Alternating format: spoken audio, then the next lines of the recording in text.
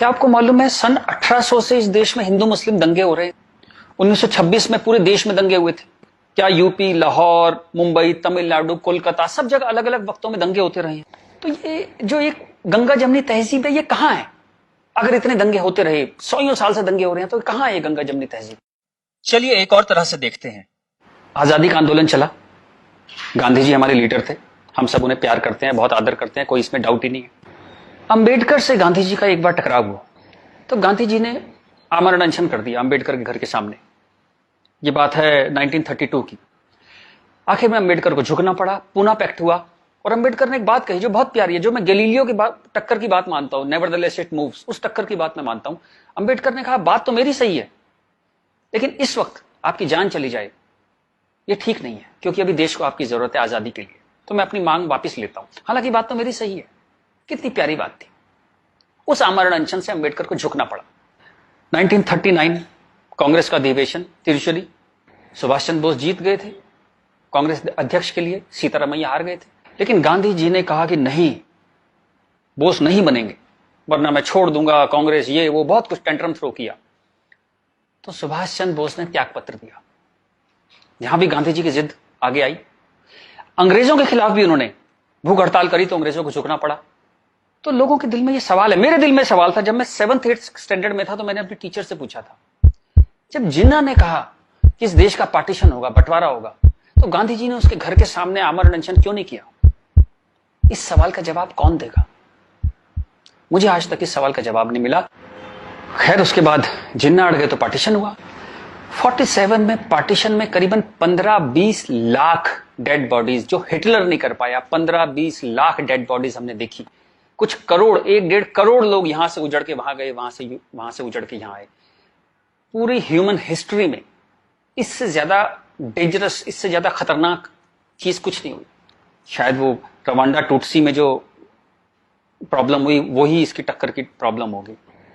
सैकड़ों औरतों को नंगा करके सड़क पे चलाया जाता था, उसे पिंड यात्रा कहते थे। इतनी दर्दनाक चीज, बट ये हुआ क्यों? And who failed? किस वजह से इतना बड़ा पार्टीशन हुआ? सिर्फ एक वजह से कि मुस्लिम्स ने कहा हम आपके साथ नहीं रहेंगे। और आप बकवास आज भी करे जा रहे हो गंगा जमनी तहजीब की, कौमी यकजहती की। 20 लाख लाशें गिर गई, आप अभी भी सच का सामना नहीं करोगे? उसके बाद जो पार्टीशन से लोग आए, यहां बहुत सारे शहरों में रहे और अगले 20, 25, 30 साल बड़ी गरीबी में रहे। ना उनके पास पैसे थे, ना कैंप बोल दिया जाता था, वहां कैंप में रहते थे। बहुत तकलीफों से उन्होंने 20-30 साल बिताए। अब तो वो लोग नहीं है, गुजर गए, लेकिन उनकी वो दर्द की, वो जो रोंगटे खड़े कर देने वाली उनकी कहानियां थी, वो कहानियां जिंदा है। वो लोग जिंदा नहीं है, पर वो कहानियां जिंदा है। और याद रखिएगा, कहानियां अपने हीरो से, अपने कैरेक्टर से ज्यादा उम्र रखती हैं। जीसस चले गए, कहानियां हैं। राम चले गए, कृष्ण चले गए, उनकी कहानियां चलती हैं हजारों सालों से। तो वो लोग चले गए, पर वो कहानियां इस देश के सबकॉन्शियस में चली गई हैं। कलेक्टिव सबकॉन्शियस में वो कहानियां हैं। इसलिए जो आप हेट्रेड देखते हैं हिंदू मुस्लिम की, वो बड़ी एब्स्ट्रैक्ट सी हेट्रेड है। उसकी कोई शेप नहीं है, आप मालूम भी नहीं पड़ता किस वजह से है, किस चीज के लिए, पर वो है। फिर आजादी हो गई, सरकार बन गई, कॉन्स्टिट्यूशन आ गया। उसके बाद फिर अजीब अजीब सी चीजें होने लगी इस देश में। शरिया की बातें होने लगी। 4 शादियां कर सकते हैं, हां कर सकते हैं। शाहबानो आती थी तो पूरा पार्लियामेंट उल्टा लटक जाता था सुप्रीम कोर्ट को दबाने के लिए। ये कुछ अजीब अजीब सी चीजें होने लगी इस देश में। तो कभी ये क्यों नहीं कहा गया कि हाँ, हम शरिया पूरी तरह लागू करेंगे, हिंदू चोर जेल में जाएगा, मुसलमान चोर के हाथ काट दिए जाएंगे, क्योंकि शरिया में ऐसा कहा गया है। ये कभी कहा ही नहीं गया किसी प्लेटफॉर्म पर, लोगों के दिल में था। अब इस सवाल को दबाया कैसे गया? कांग्रेस के हाथ में ताकत आई। अब उसे इस बात से बचना था कि पार्टीशन हमारी वजह से हुआ, हम लोग फेल हो गए। तो उन्होंने सारे टेक्स्ट बुक अपने हिसाब से लेके सारे यूनिवर्सिटीज के वाइस चांसलर्स और ये एनसीईआरटी, सीबीएसई सबके हेड्स उन्होंने अपने आदमी भर्ती करने शुरू किए। उन्हीं लोगों को पद्मश्री देना शुरू किया, उन्हीं लोगों को तमाम मनसब और तमाम तरह की, वही चीफ गेस्ट बनते थे जलसों में। सारी टेक्स्ट बुक वैसी छपने लगी, जहां बस यही बताया जाता था कि दे दिया हमें आजादी, बिना खड़क बिना ढाल। और वो जवाहरलाल नेहरू या फूल लगाते थे और उस बच्चे उन्हें चाचा नेहरू कहते थे। लाइसेंस राज था, सारा प्रेस उन्होंने कंट्रोल किया। और खुद वो बड़े मजे से रोजा इफ्तार की पार्टियों में जाते थे। वो पार्टियां जहां ये बताया जाता था कि कोई मिसट्रस्ट नहीं है इन दोनों कौमों के बीच में, बढ़िया दावतें खा रहे थे, रोजा इफ्तार कर रहे थे। कांग्रेस बिकेम अ मछली मार पार्टी। उन्होंने मुस्लिम वोटों की फिशिंग स्टार्ट कर दी, यहां से फिशिंग स्टार्ट हुई। और अगेन वही बात, कैरेट, एक बार जब बात समझ में आ गई तो फिर जितने नए नए लीडर आने लगे, लालू, मुलायम and so on, Mamata Banerjee, सब वही फिशिंग में लग गए। मैं एक बड़ा इंटरेस्टिंग एक अपना परसेप्शन देना चाहता हूं आपको। ब्रिटिशर्स जो 47 में इंडिया छोड़ के चले गए, मान लीजिए आजादी के बाद वो यहीं रह जाते, मान लीजिए जैसे साउथ अफ्रीका में हुआ, वहां से जब अंग्रेज छोड़ के गए तो सारे अंग्रेज छोड़ के नहीं गए, बहुत सारे अंग्रेज वहीं रह गए अफ्रीका में। आप उनकी क्रिकेट टीम देखते हैं ना, सारे उनके ग्रीम स्मिथ और पोलक और सब उनके एबीडी, सारे उनके प्लेयर्स जो हैं, जो नेशनल हीरोज हैं, वो वाइट हैं। एक दो रबाडा वगैरह, रबाडा और वो सब खेल लेते हैं, बट मोस्टली वाइट्स खेलते हैं। अंग्रेज वहां से छोड़ के नहीं गए, वहीं रह गए। खैर, नेल्सन मंडेला ने उनको इतना खूबसूरती से हैंडल किया कि उस देश में भी वरना पार्टीशन होता और ऐसा ही खून बहता, पर वो इतने ही स्मार्टली उन्होंने हैंडल किया। वो एक अलग कहानी है, पढ़िएगा उसके बारे में। इस दुनिया की सबसे इंस्पायरिंग कहानियों में से है जो मंडेला ने किया। Great great guy.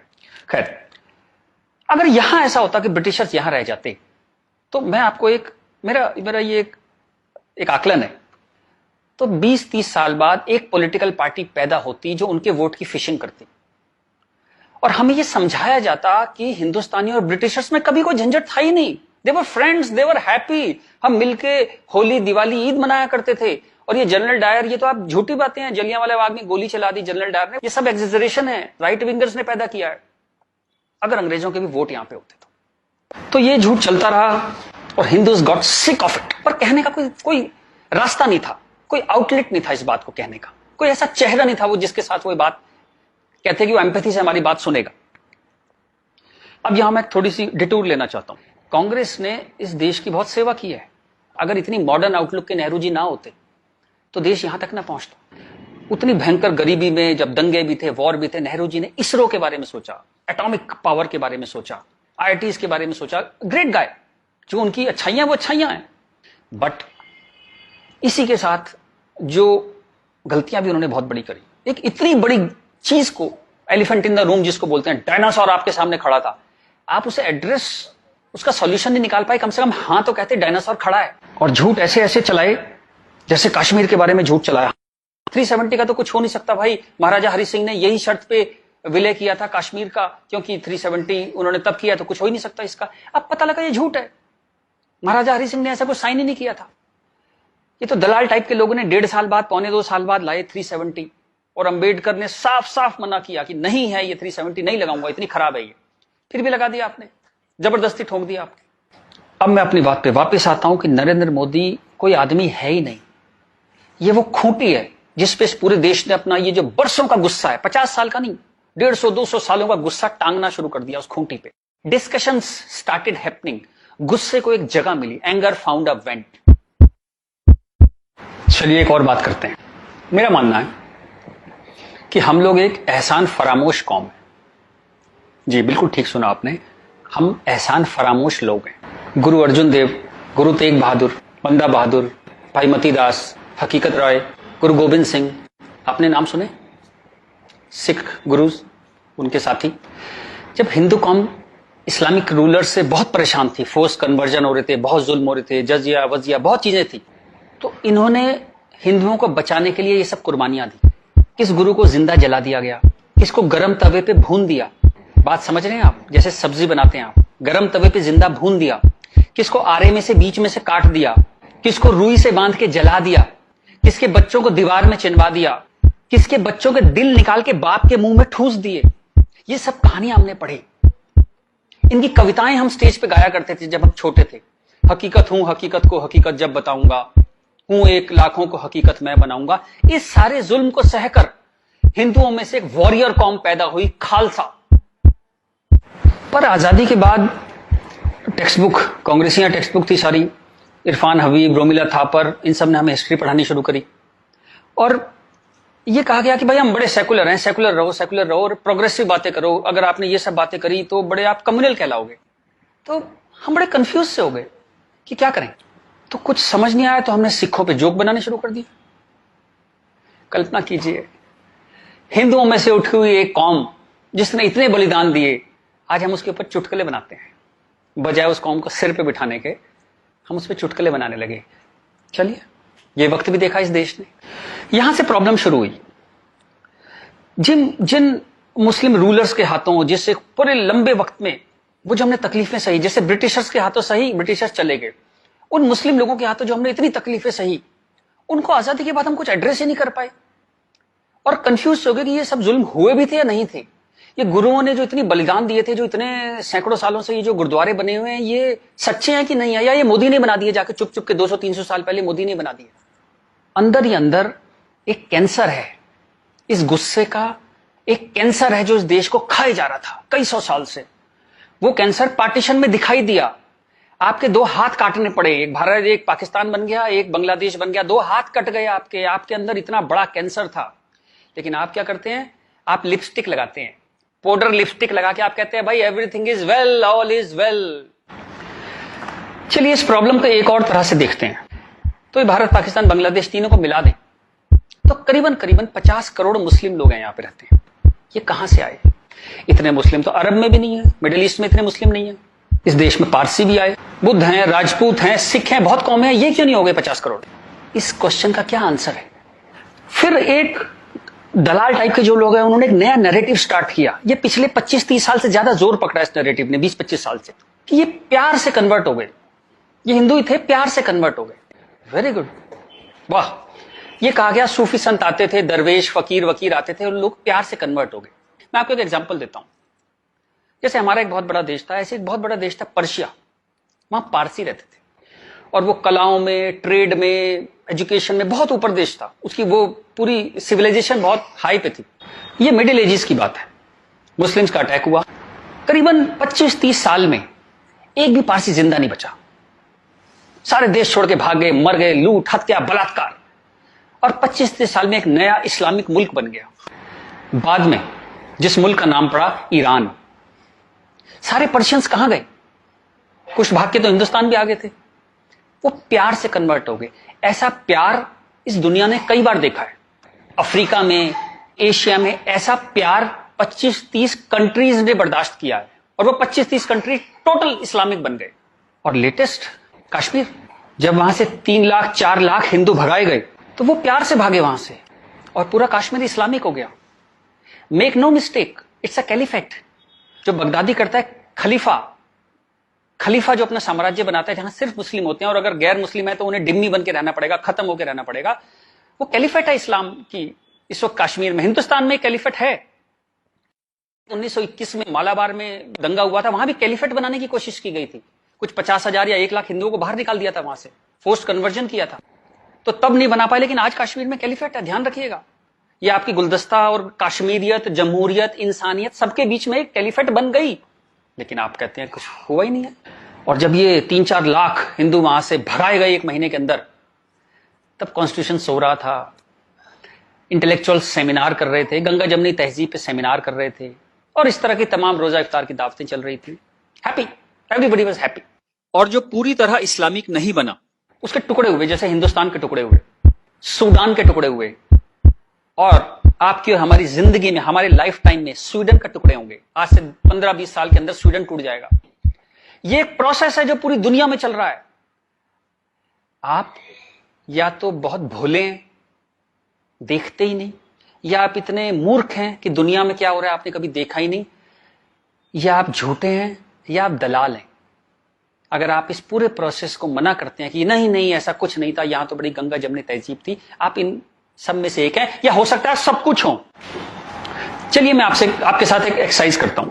आपके एक दादा होंगे, एक दादा परिवार है, दादा, चाचा, ताऊ, बुआ, फूफा, उधर के उनके बच्चे, सब एक पूरी फैमिली ट्री वो है। एक नाना की तरफ से है, तो एक आदमी करीबन ऐसे 10-15 परिवार उसके आसपास होते हैं। इसके बाद आप कॉलेज, आपका कॉलेज, स्कूल कॉलेज, जहां 50-100 स्टूडेंट हैं, जिसमें कुछ दोस्त हैं जो आपके साथ ट्रेवल करते हैं जिंदगी भर।